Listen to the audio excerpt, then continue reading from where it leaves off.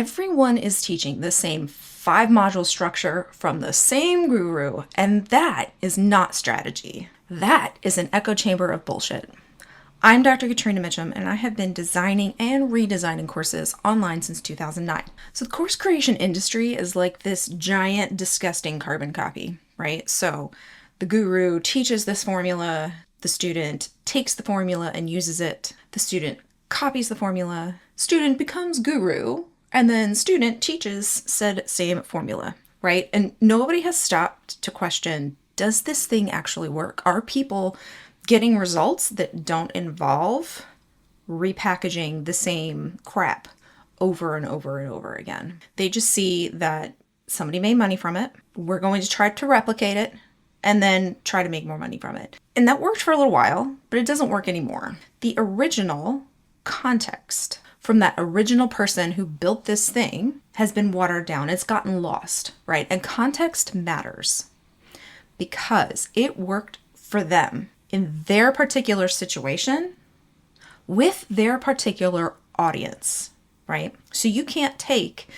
the structure or the modules that somebody else used to teach this thing and mimic it in order to go teach something else or copy it exactly, right? Because you are not them. You can take things and adapt them, but copying exactly isn't going to work out for you or your clients. And this can be the problem when we start to model things as the only option, right?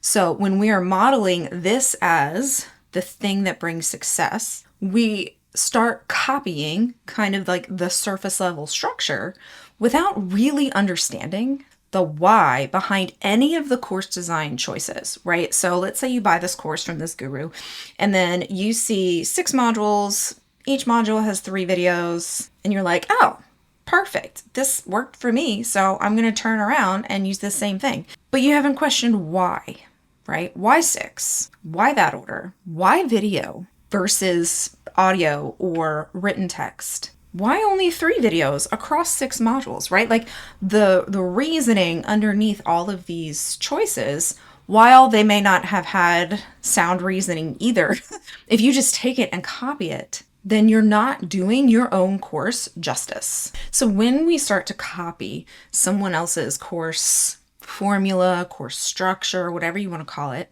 we run into the problem of ignoring like the real reality of what it is to teach someone something, right? So we're ignoring that your expertise is different. We're ignoring that your audience has different needs and a different context. And we're ignoring that your goals are not the same as theirs. One size fits all, like course formulas, can't account for those differences, for those like realities of you doing this thing in the real world and trying to make it a successful part of your business. Really, what a successful course does is find that sweet spot in the overlap between you, so what your expertise is, what your teaching style is, what your strengths are, what you really want to teach. The learner, so their needs, their struggles, the problems you are solving for them, what their starting points are, and then the course itself. And that's what actually needs to be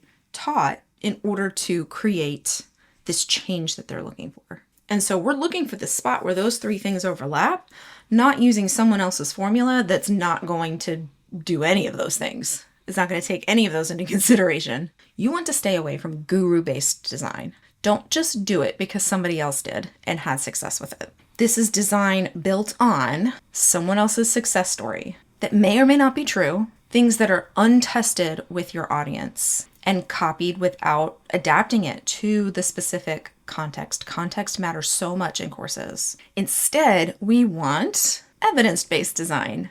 And so this is design built on learning science, right? So what we know about how adults learn online. It's also based in the evidence of your audience. So you're testing these things on your audience and then refined based on results, right? So we've got the cyclical model of evidence-based design. So how do you do that, right? Start with what the change is, what the transformation is, what the big goal based on the deeper problem that you're solving. and map out how you are getting them from point A to that point B. And we're going to work backwards, and we're going to map the actual skills and knowledge that they need. What do they need to do in order to reach that goal? And then organize it based on progression through the steps, not some generic framework or formula that you've seen work for others. You're going to let the course tasks and goals dictate the structure, not the other way around. So I have mentioned this in videos past. You do still want to start from teaching something that you are invested and interested in, love to teach. So if you're ready to build the course based on your expertise and the things that you love to do, and you don't want to build and structure it around someone else's formula, then grab a copy of my free course maker Jumpstart. It walks you through the getting your ideas out, choosing an idea, choosing some ideas that you love, and then actually finding out what your audience thinks about those, right? Validating that concept with your group before you start taking the next step. There are no plug and play templates here. The link is in the description. In my next video, I'm going to talk about the illusion that money made from a course means that the course is good. That's a myth. If it's not there, it'll be there next week.